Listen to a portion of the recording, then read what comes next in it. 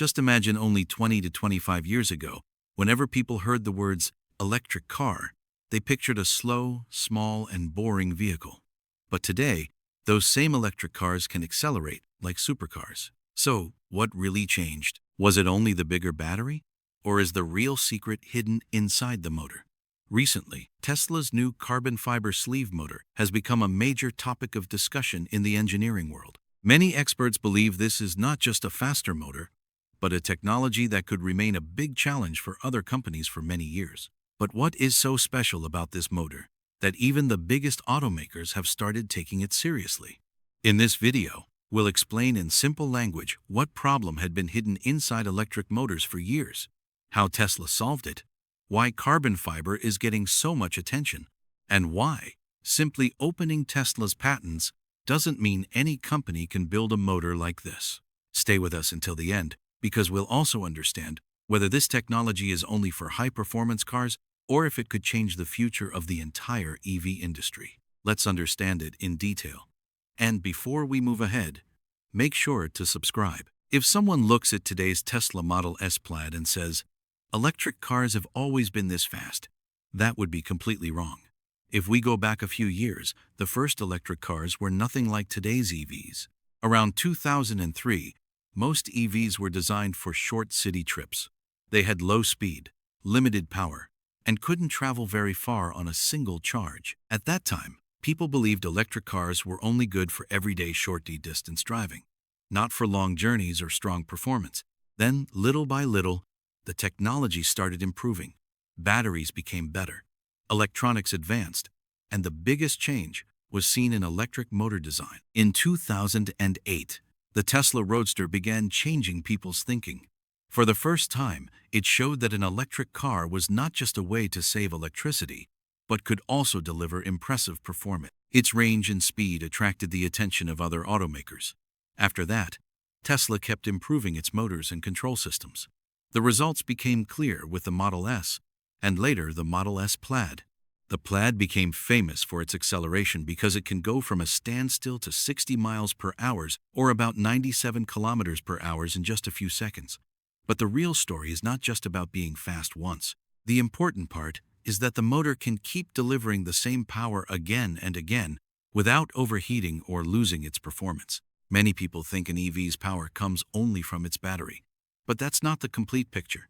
The battery stores energy while the motor delivers that energy to the wheels. Even if the battery is excellent, the car can never show its full potential if the motor cannot use that energy efficiently. That's why the battery and the motor must work together perfectly. Over the past 20 years, electric motor technology has improved through many small advancements: better magnets, more efficient control software, faster inverter processing, and designs that remain stable at high RPM have greatly improved the performance of electric cars. That's why today's EVs are faster, more reliable, and more energy efficient than before. This is also why engineers are no longer focused only on building bigger batteries.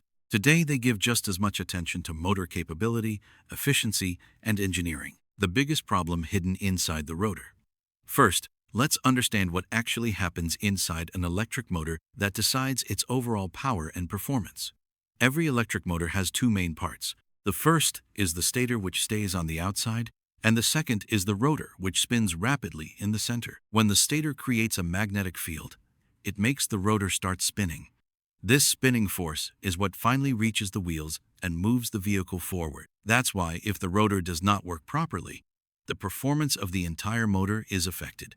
Most electric vehicles on the road today use copper windings and a silicon steel core inside the rotor. Copper carries electricity very efficiently, while silicon steel helps manage the magnetic field more effectively. This design has been used for decades because it is reliable and also easy to manufacture on a large scale. But the real challenge begins when the motor starts spinning at very high speed. As the RPM, or revolutions per minute, increases, the centrifugal force acting on the rotor also rises quickly. In simple words, the faster the rotor spins, the stronger the force trying to pull it outward. That is why every part of the rotor experiences very high mechanical stress at high RPM. If this stress keeps increasing over time, very small changes begin to appear inside the rotor. Many times these changes are not even visible to the naked eye, but their effect can clearly be seen in the motor's performance.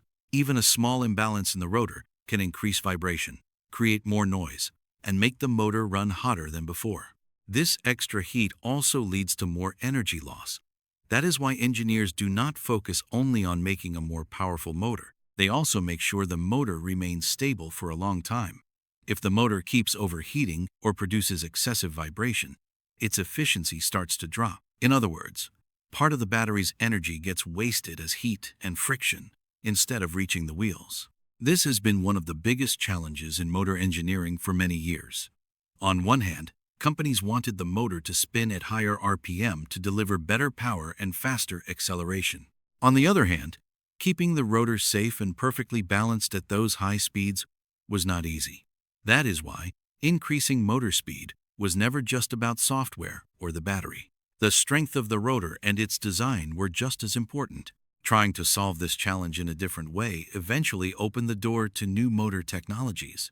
How exactly does Tesla's carbon fiber sleeve work? This is where Tesla took a different approach. Instead of only trying to increase the motor speed, the company focused on strengthening the part that experiences the most stress, the rotor. To do this, Tesla used a carbon fiber sleeve. In simple words, it is a very thin layer of carbon fiber that is fitted very precisely around the outside of the rotor. Its job is to keep the rotor in its correct shape even at very high speeds.